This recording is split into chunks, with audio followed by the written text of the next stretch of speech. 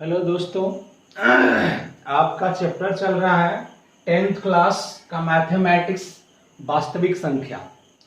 इसके पहले वाले वीडियो में वास्तविक संख्या के डिफिनेशन तक हम बताए थे और इसके बाद आगे देखना है। वास्तविक संख्या को दो भागों में बांटा गया था, एक प्रमेय संख्या और एक अप्रमेय संख्या। ठीक है, तो प्रमेय संख्या किसे कहेंगे? वैसी संख्या जो P बटा Q के रूप में लिखी गई हो, वैसी संख्या जो P बटा Q के रूप में लिखी गई हो एवं P और Q पूर्णांक हो एवं Q नॉट इक्वल टू 0 हो तो उसे प्रमेय संख्या कहते हैं। यहाँ पर दो बात समझना है। यहाँ पर ये कहा गया है P बटा यानी P बटा Q के रूप में लिखा हुआ हो और P एंड Q जो है पूर्णांक संख्या हो। पूर्णांक संख्या कहने का मतलब होता है या तो वह माइनस में हो या तो प्लस में हो। ठीक है, पूर्णांक संख्या आपका माइनस प्लस दोनों में रहता है। ठीक है, और Q नॉट इक्वल टू 0 कहने का अर्थ हुआ कि Q बराबर 0 हो नहीं। ठीक है, Q बराबर 0 नहीं हो। यहां पर देखना है कि P बटा जो Q लिखा हुआ है, P बटा Q प्रमेय संख्या, तो ये आपका अंश हो गया और ये आपका हर हो गया। Q आपका हर हो गया, तो हर है जो प्रमेय संख्या में कभी 0 ना हो। ठीक है, अगर Q बराबर 0 ना हो तो उसको हम लोग बोलेंगे प्रमेय संख्या। ठीक है, उसका रूप जो है प्रमेय संख्या का P बटा Q के रूप में होना जरूरी है, तभी हम उसको प्रमेय संख्या कह सकते हैं।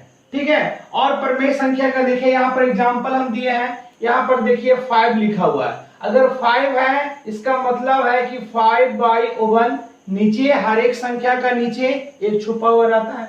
यहाँ पर -7 है, इसका मतलब एक छुपा हुआ है। यहाँ पर तो दिखाया गया 3/4, ये तो P बटा Q के रूप में स्पष्ट दिख रहा है। यहाँ पर माइनस है, निगेटिव -3/5। तो इस तरीका का रूप का जो संख्या दिया हुआ रहेगा वो प्रमेय संख्या है। वो कौन संख्या है? प्रमेय संख्या। चलिए आगे चलते हैं। और प्रमेय संख्या में हम बताए थे, उसमें पहले ही बता दिए थे कि उसमें हमको शांत और अशांत प्रसार के बारे में जानना है। तो यहाँ पर देखिए प्रमेय संख्या शांत एवं अशांत प्रसार में कब होता है, ये लिख दिए स्पष्ट में कब होता है। ठीक है, तो प्रमेय संख्या का शांत प्रसार कब होगा? वैसी प्रमेय संख्या जिसमें Q से भाग देने पर, यानी Q से भाग देने पर जो P बटा Q के रूप में ऐसे लिखा हुआ रहता है और Q से हम भाग देंगे, यानी P भागा हम करेंगे Q, P भागा हम क्या करेंगे? Q, और शेष उसका शून्य हो। शेष जब भागा देंगे तो शेष क्या आ जाए? शून्य हो, या दशमलव के बाद संख्याएं आगे जाकर रुक जाती हो। आगे जाकर रुक जाने का मतलब है कि पूरी भाग लग गया और शेष में क्या आ गया? 0 आ गया। ठीक है, तब जाकर ये शांत प्रसार में रहता है, तब उस प्रमेय संख्या को हम लोग बोलेंगे शांत प्रसार। जब उसका शेष शून्य आ जाए, या उसको हम कहेंगे जब भाग हम कर रहे हैं तो आगे दशमलव के बाद जाकर संख्या रुक जाती है, जैसे ही 0 आएगा तो मेरा भागफल जो है, भागफल जो मेरा है जो जाकर रुक जाएगा। ठीक है, तब वो कहलाएगा शांत प्रसार। जैसे एग्जांपल में देखिएगा 1/2, तो 1/2 है तो हम 2 से 1 में भाग करेंगे तो 0.5 यहाँ आकर रुक गया। इसके बाद कुछ आगे जाएगा नहीं, क्या पूरा कट गया, तो आ गया शेष आ गया 0 आ गया। ठीक है, अगर 2 से भागा हम 3 में करते हैं तो उसी तरीका से 1 पॉइंट क्या आ जाएगा? 5 आ जाएगा, आगे जाकर रुक जाएगा, इसलिए इसको हम बोलेंगे शांत प्रसार। चाहे देखिए 5/4 है, अगर 4 में हम 5 से अगर भाग करते हैं तो 1 बार लगेगा। यहाँ पर देखिए 1 उतरा, दशमलव यहाँ 0 होगा, 2 बार लगेगा, 8, 2 उतरा, दशमलव बैठाए तो 0 उतार सकते हैं, 0 और 4 बचे कितना आया? 20। और यहाँ पर जैसे ही 20 आया देखिए कैंसिल, यहाँ पर 0 आ गया, यानी 1.25 ये जो है शांत में है। क्या में है? शांत में है।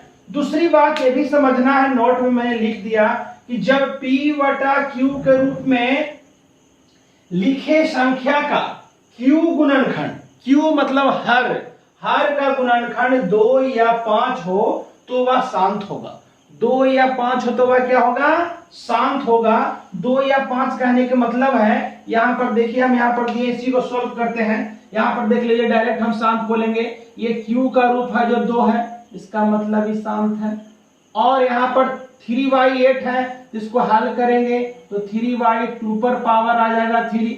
यहाँ पर भी हर आ गया आपका 2, इसीलिए क्या हो जाएगा?